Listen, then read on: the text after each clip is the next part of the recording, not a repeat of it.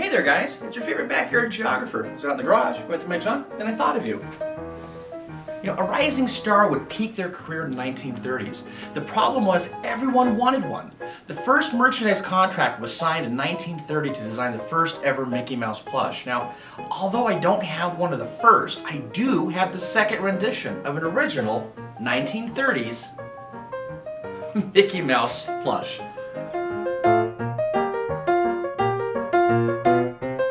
So in the beginning, a famous seamstress in Los Angeles, Charlotte Clark, would produce the first ever plush.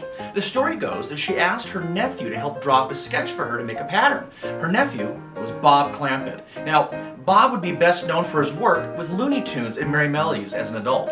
Well, anyway, Bob didn't have much for reference, so he went to the Alexander Theater in Glendale, California with a sketch pad and a pencil. Walt and Roy were so impressed with their work that Charlotte would actually end up making the first ever Mickey Mouse plush and be the chief designer until her retirement in 1958. So many companies would produce the ever-changing design, but in 1934, the world-famous Knickerbocker toy company would have a chance to manufacture two versions of Mickey Mouse as well as a Minnie.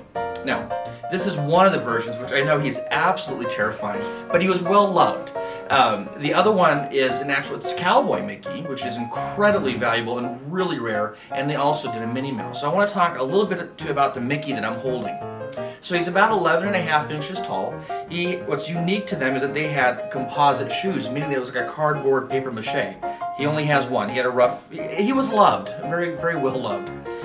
Things that he is missing though are the two large buttons. Obviously he's very faded. His shorts would have been red with the large yellow buttons. But other than being very well worn and loved, he's pretty complete except for the shoe. So that's why I keep holding him like this so you wouldn't notice. So maybe you have seen the first Knickerbocker Mickey.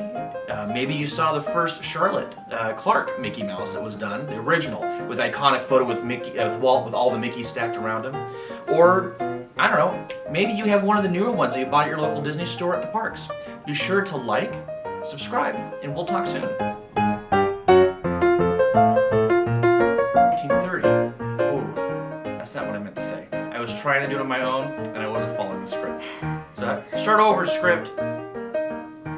Is that how that works? No.